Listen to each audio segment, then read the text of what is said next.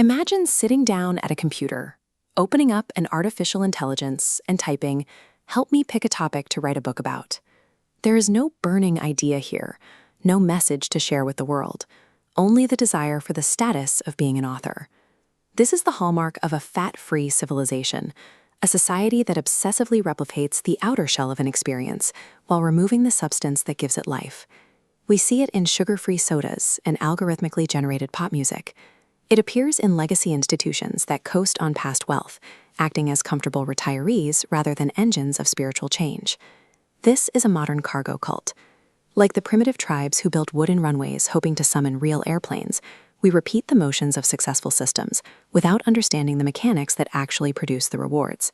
When this mentality infects our highest levels of thought, we stop producing philosophers. We elevate word jugglers, demagogues who keep ideas in the air for the sake of the performance, leading the culture nowhere.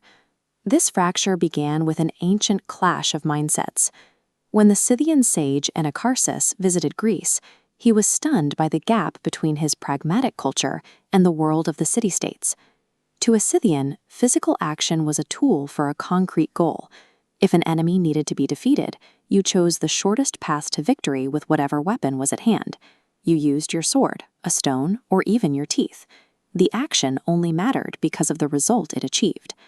The Greeks, however, had begun to prioritize the process over the outcome. In their sports and their debates, the stylized form of the struggle, the aesthetic of the competition, became the primary value. This tension shaped the word philosophy itself. Pythagoras encountered the Iranian concept of Mazdayasna, the honoring of a clear, objective wisdom, and adapted it into the Greek love of wisdom. But as the term evolved in the Greek environment, it was stripped of its purposeful roots. The love of wisdom mutated into endless circular debate, birthing the era of the demagogue.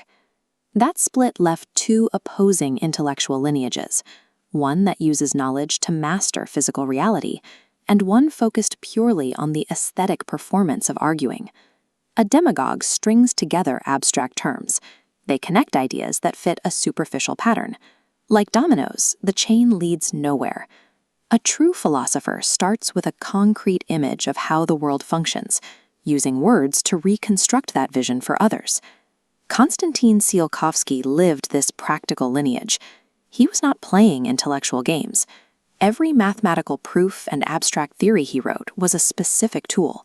He was assembling a functional model of reality designed to achieve one physical goal: spaceflight. Because Tsiolkovsky's philosophy was rooted in the true laws of physics, it was handed to engineers. Sergei Korolev took those theoretical blueprints and translated them into tangible machinery. That direct connection between a clear image of reality and physical action is what eventually put Yuri Gagarin into orbit. A true philosophy proves its worth through its utility. It is measurable by the breakthroughs it produces for humanity, while demagoguery produces only an illusion of depth. When we elevate the jugglers, the consequences are more than academic. Alexander Dugin represents the dangerous return of this empty intellectual performance. Following the rhetorical style of Pierre Teilhard de Chardin, Dugin utilizes beautiful, complex language to paralyze critical thinking. This style casts a fog over the audience, making the nonsensical appear profound. This philosophical cargo cult has become the rhetorical foundation for modern statecraft.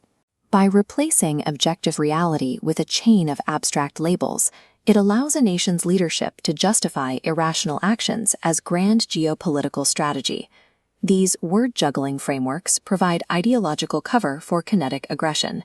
They are the direct precursors to tanks moving across borders of Georgia, Moldova, and Ukraine. In 2022, aggressors calculated Ukraine would fall in 3 days, based on materialistic labels like tank counts, ignoring the reality of the people. They missed the spiritual resolve, a purposeful willpower to defend a home, creating a physical reality no rhetorical fog can dissolve. We see now that the rocket works because it perfectly aligns with the absolute truth of the physical world. The juggler fails because their concepts are built on lies that collapse the moment they hit reality.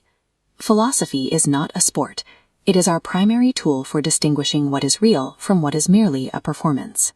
Demand thinkers who aim to build, not those who merely juggle words over an abyss.